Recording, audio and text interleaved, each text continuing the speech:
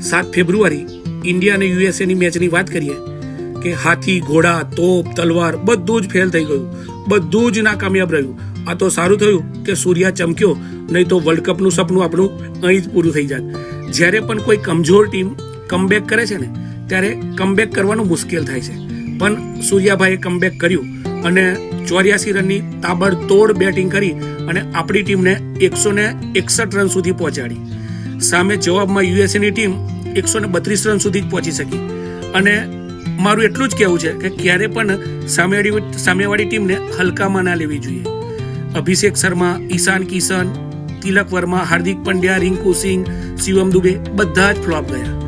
મતલબ આટલી મોટી બેટિંગ ઓર્ડર 250 થી 300 રન બનાવવાની તાકાત રાખે છે, પણ બધા જ ફ્લોપ ગયા.